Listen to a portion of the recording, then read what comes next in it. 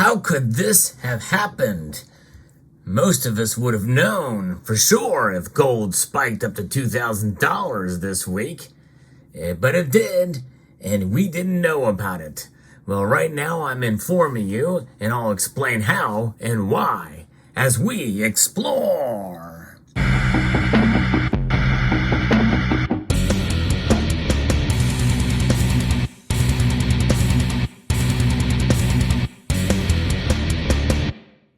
That's right, the price of gold actually spiked up to $2,000 US this week in the markets. Now, obviously, we have been seeing gold's price go down considerably this week. We are now seeing a over 6.5 month low in the price of gold.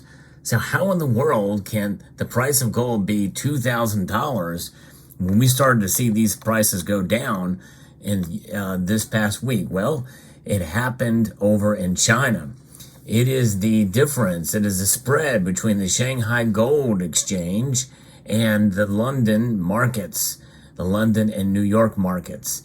It sank last Wednesday, this past Wednesday here, dropping the most since July of 2022 on signs of profit taking from the month's run on new all-time highs, with the global gold in dollar terms falling less steeply, but testing August 5th's lows beneath $1,900 per troy ounce. So we're starting to see them come back. The Shanghai market is following now, mostly the London and New York markets, but with China's financial market set to shut for a week now, and during the Mid-Autumn Festival and National Day holidays, Shanghai gold sank about 1.6% after this Wednesday move here.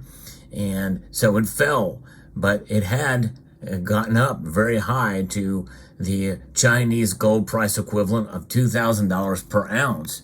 Still left the Shanghai Gold Exchange official price, that drop nearly $90 above the comparable London quotes, more than 10 times the typical incentive for new bullion imports.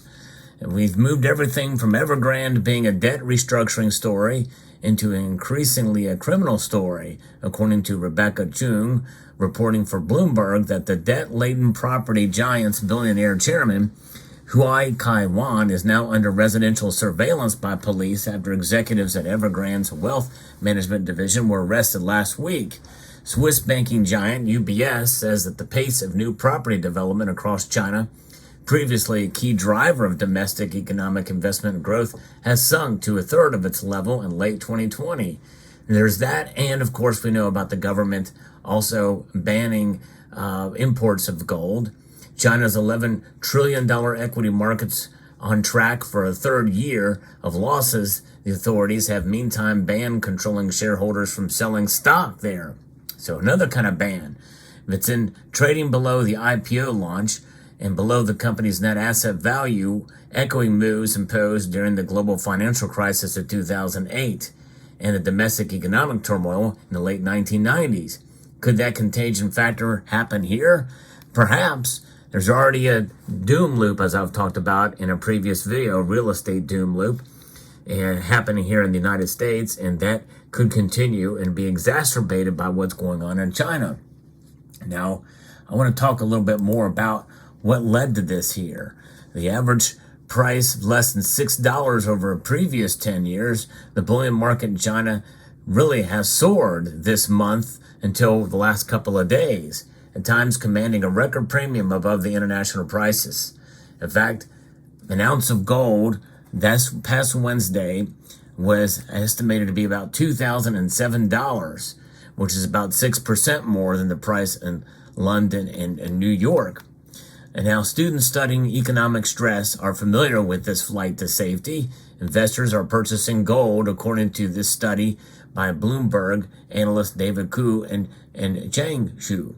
This is because of the weakening yuan, the collapse of the real estate market, and capital regulations that prevent money from leaving the country.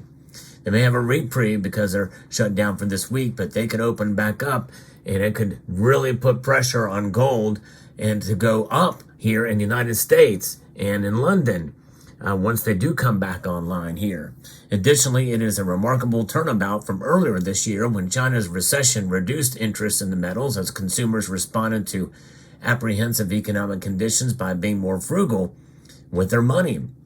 The People's Bank of China implemented import restrictions, as I've talked about in a previous video, in June, which may have been an attempt to support the value of the yuan by reducing the demand for dollars to purchase gold. This resulted in the rise of so-called the Shanghai premium.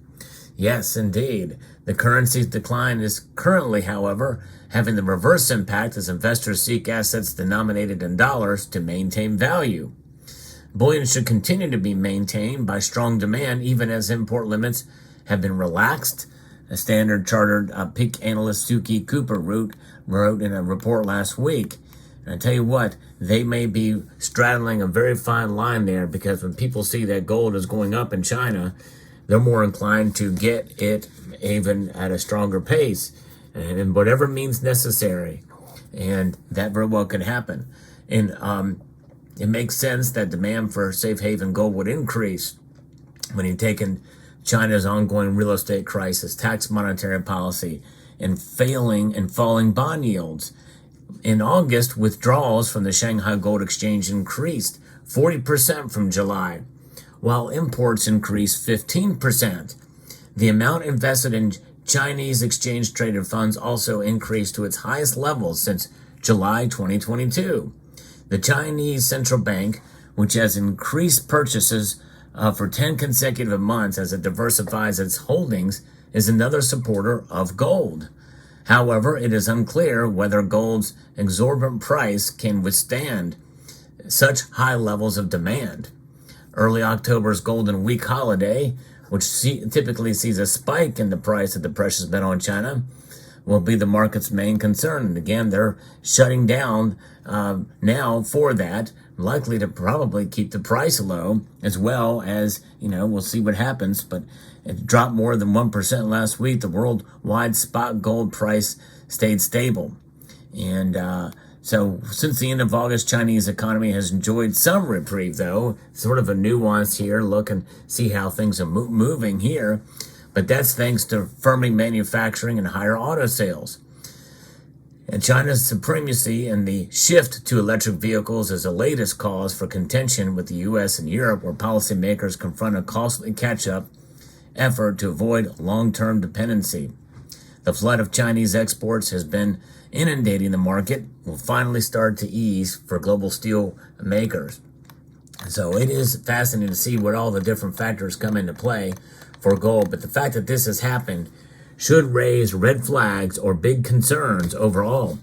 And really, I think overall this is going to be good for gold across the world, what's going on in China. So watch China and see what they do, because I believe that, this is a sign of things to come down the pike. Bond yields, obviously, a currency crisis there, much like we saw in Turkey. Of course, the thing with the Turkish central bank is they went ahead and sold some of their gold for the citizens to buy, to protect themselves, which is drastically different than what the Chinese are doing. And certainly the United States of America is not even talking about gold. They don't want to even mention it. In fact, we really don't know for sure if we even have the gold. At least most of us here, don't really have the highest confidence that it's actually there. I believe it's there, but really, there's no solid evidence that shows us. There's been no visits since 1974, and that was a media visit. That was not an audit. That was last done in the 50s. But nonetheless, we need a transparent audit of the reserves of gold here in the United States. That won't happen, because that means it's going to bring attention to gold, and people will realize just how important gold is and want to have some and get some for themselves. And so that's where we stand with the United States and gold. China is probably accumulating more gold than what they officially say they have. But really, we don't know. There's a lot of stuff that comes out of China that we're not sure exactly about either. Who knows, they may have much less gold than what they say they have. But my guess is it's probably more, because it's ingrained in their culture. So there you have it. Now, as to the gold price being $2,000 an ounce, well, sooner or later, I think we're going to see that number again. And who knows how long that will take. Right now, the metal is down fairly substantially over this past week here in the United States and in London, and also right now in Shanghai, the Shanghai Gold Exchange markets. But it's just a matter of time before we see it bounce back again because of everything else that's happening around the world. I think this is just a short-lived dip that we're seeing in both gold and silver. As for me, it has not dissuaded my view that gold is the ultimate safe haven and protector of wealth in times of economic uncertainty. And I'm going to continue to accumulate the metal, and I'm going to continue to hold on to what I have. So let me know what your thoughts are about gold at $2,000 an ounce in China, but also it coming back to here, the United States of America, and to the London markets as well. Hope you found this video informative, insightful, and educational, and newsworthy. I would like to extend a multitude of gratitude to you all for taking the time to watch, and to encourage you to please rate, share, comment, and subscribe.